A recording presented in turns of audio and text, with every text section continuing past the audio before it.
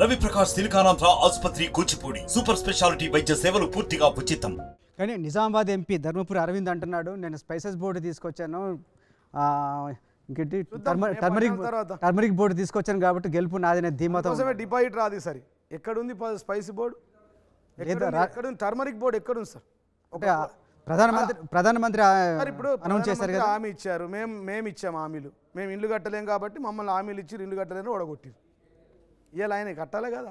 ఎడగట్టింది. కొరుట్లలో ఉందా, జగిత్యాలలో ఉందా, ఆర్మూర్లు ఉందా, బాల్కొండలు ఉందా, బోధనలు ఉందా, నిజామాబాద్ రూరల్ ఉందా, నిజామాబాద్ టౌన్లు ఉందా? యాడుంది మౌలి గారు? మన ఆర్టీవీ వాళ్ళని చెప్పండి, నిజామాబాద్ ఇన్ఛార్జ్ ఎక్కడుంది ఒక ఫోటో తీసి చూపిమని చెప్పండి. నాకు రేపటిదాకా అవకాశం ఇస్తా, మీకు రేపటిదాకా మీకు సమయం ఇస్తా. పసుపు బోర్డు ఎక్కడుందని. ఆయన ఒక fake and false and fraud MP అండి. చదివింది ఫేక్, రాసిచ్చిన బాండ్ పేపర్ ఫ్రాడ్, చెప్పేది ఫాల్స్. కొత్తగా ఇవాళ తండ్రిని పోయి కలిసి వస్తుంది. కానీ స్వయంగా ప్రధానమంత్రి మాట ఇచ్చారు కదా. ప్రధానమంత్రి అయిపోయింది కదా పదవి. ఇప్పుడు రేపు ఎవరు వస్తారో తెలియదు కదా, గాడ్ నోస్. ప్రధానమంత్రి వచ్చిండు, ఇచ్చిండు, హామీ ఇచ్చిండు, చేయాలి కదా మరి. 6 నెలల్లో 3 నెలల్లో చేయాలి కదా. ప్రధానమంత్రి అనుకుంటే పసుపు ఒక్క నిమిషంలో అవుతుంది. ప్రధానమంత్రి నోట్ల నుంచి వస్తే జీవో కదా, పొద్దున వస్తే సాయంత్రానికి వెలిసిపోవాలి కదా, ఫండ్స్ రావాలి కదా, నిర్మాణం జరగాలి కదా, రైతులకు మద్దతు ధర రావాలి కదా. ఏమిచ్చింది కేంద్ర ప్రభుత్వం? ఎక్కడిచ్చింది చెప్పండి? ధన్ ఖాతాల్లో 15 లక్షలు వేశారా? మన ఖాతాలు వచ్చినాయా? నాకైతే రాలేవు. మీకు వచ్చినాయా? ఏం మోడీ గారు ఇచ్చిన హామీలు ఎక్కడ వచ్చినాయి?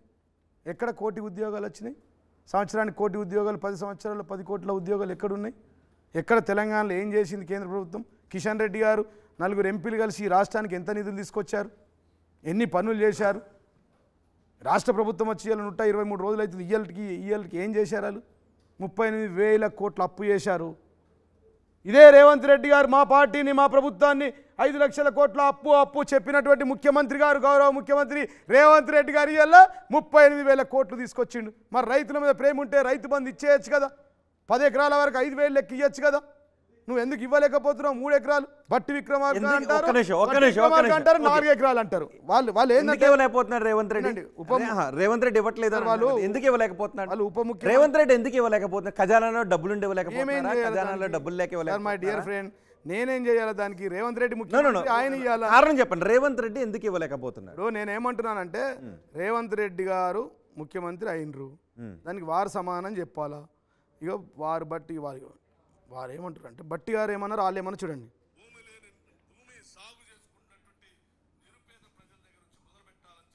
భూమి సాగు చేసుకుంటున్నటువంటి నిరుపేద ప్రజల దగ్గర నుంచి మొదలు పెట్టాలని చెప్పి చాలా స్పష్టంగా ముందుగా 1 ఎకరం ఉన్నటువంటి వ్యక్తులందరికీ ఈరోజు రైతు బంధు ఇచ్చేసాం.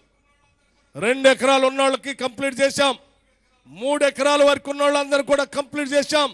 ఈరోజు 4 ఎకరాలు ఉన్నటువంటి వాళ్ళది కంప్లీట్ చేస్తా ఉన్నప్పుడు మొదలు పెట్టాం. కొద్ది రోజులు ఉన్న 5 ఎకరాలు ఉన్నటువంటి వాళ్ళందరికీ కూడా ముందుగా కంప్లీట్ చేస్తాం. భూమి సాగు చేసుకుంటున్నటువంటి నిరుపేద ప్రజలు అవసరం లేదు.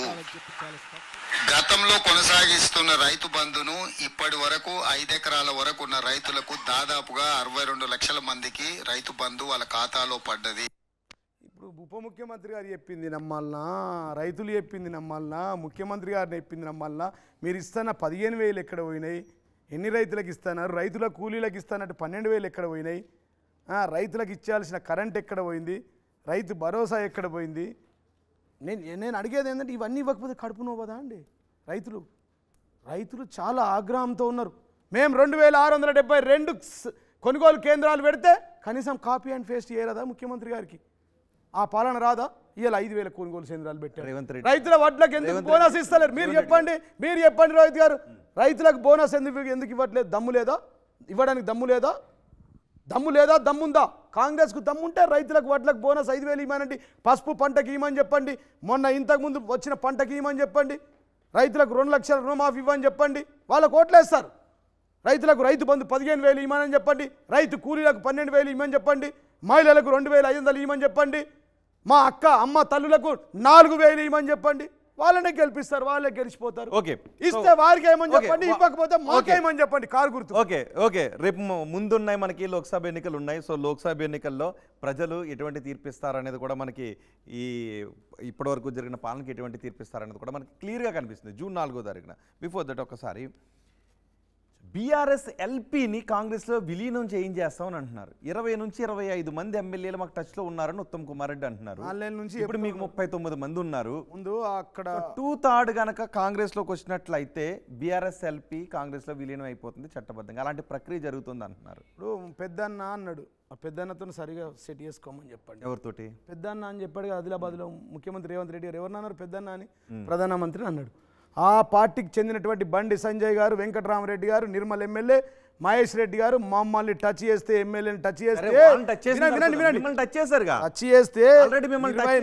48 గంటల్లో ప్రభుత్వం కూలిపోతుంది. మాకు కోమటిరెడ్డి రాజగోపాల్ టచ్లో ఉన్నాడు, పొంగులేటి శ్రీనివాసరెడ్డి టచ్లో ఉన్నాడు అని మేము అంటలేమండి, మేము అనట్లేదు. మీరేమంటారు? వెంకటరామరెడ్డి అంటున్నారు. అక్కడ చూసుకోమను. ఆల్రెడీ ఓడిపోయి ఉన్నాం, 39 మంది ఎమ్మెల్యేలు టచ్ చేయడానికి సిద్ధంగా ఉన్నాం. మేము కూల్చేటోళ్ళం కాము, తేల్చేటోళ్ళం కాదు.